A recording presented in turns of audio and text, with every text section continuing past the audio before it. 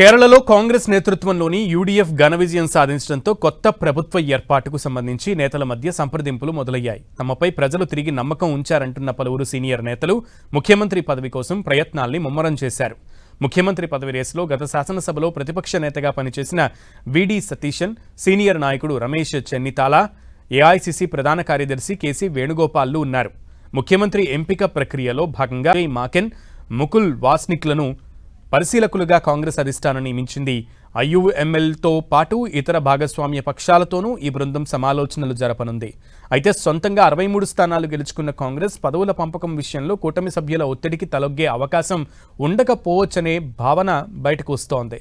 కాంగ్రెస్ అధిష్టానానికి అత్యంత సన్నిహితుడిగా పేరున్న కేసీ వేణుగోపాల్, రాహుల్ గాంధీ, మల్లికార్జున ఖర్గేల దగ్గర తనకున్న పలుకుబడిని ఉపయోగించి సీఎం పీఠం దక్కించుకునే ప్రయత్నాల్లో ఉన్నారు.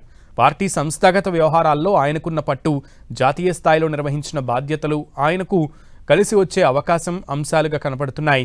ఎన్నికల సమయంలో అభ్యర్థుల ఎంపికలో వేణుగోపాల్ పోషించిన కీలక పాత్ర వల్ల కొత్తగా ఎన్నికైన చాలామంది ఎమ్మెల్యేల మద్దతు ఆయనకు ఉంటుందని రాజకీయ వర్గాలు భావిస్తున్నాయి.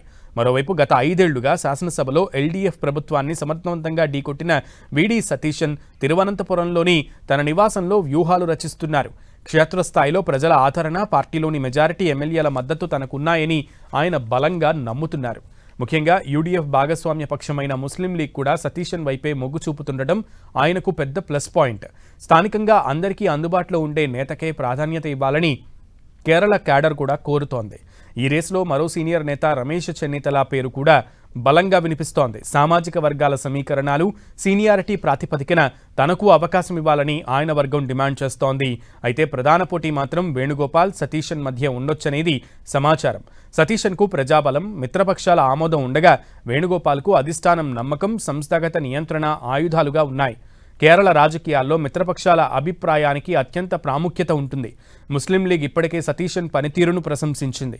అయితే ఢిల్లీలో జరిగే చర్చల అనంతరం హైకమాండ్ ఎవరి పేరును ప్రతిపాదిస్తే వారికి మద్దతు ఇవ్వాలని మిత్రపక్షాలు నిర్ణయించుకున్నట్లు తెలుస్తోంది.